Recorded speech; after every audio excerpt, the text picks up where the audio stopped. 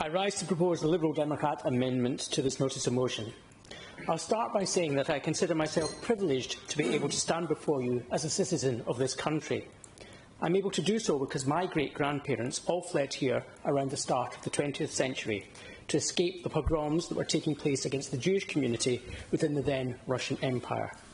Now, you can easily look up what happened in the pogroms and the numbers who were massacred in waves of violence against people like my ancestors simply for being Jewish. I can remember my grandmother telling me how she'd heard about whole villages being wiped out and how my great-grandfather had arrived here unable to speak any English. He just had a sign round his neck with an address on it of a relative he knew was already here, and somebody kindly helped him to get on a train to join them.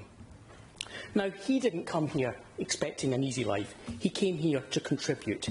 He started his own business. He made and sold boots. He and his family made their contribution to society. One of his sons, one of my great-uncles, trained as a doctor, and even has a street named after him in the East End of London, where he was also an MP for a while. And down the generations, I'd like to think we've all contributed to this country. One of my grandfathers fought in the trenches in the First World War. The other took part in the D-Day landings. And I'd like to think that I, too, have made a contribution to public life as well, repaying the kindness this country showed my great-grandparents when they came to the UK, literally fleeing for their lives. But let me get things straight here. Both the motion as proposed and the motion as we propose it should be amended seek to tackle the same problem.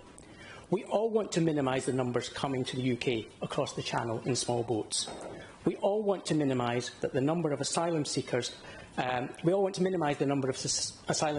to be housed in hotels, including here in Cardiff.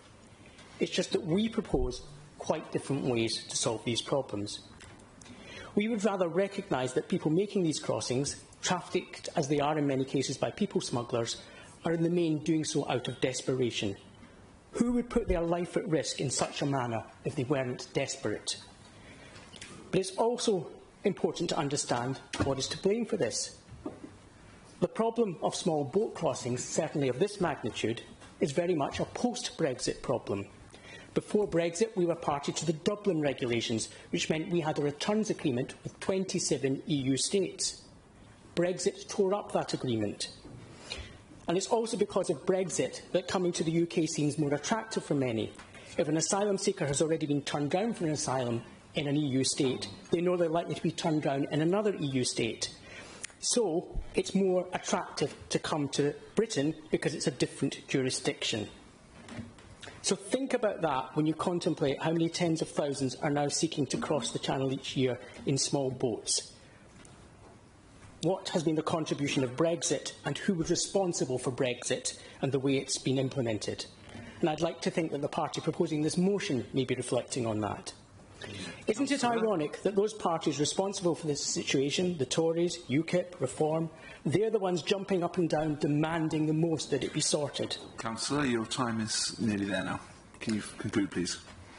So, we think the answer to reducing the numbers having to be housed in hotels is actually to process asylum claims a lot more quickly. So why not put the resources in? That's what the UK government should be doing. If we aim to process all asylum claims within 3 months, and if we allow those who have to take longer than that the chance to work and contribute and support themselves, then we don't have to be housing them all in hotels.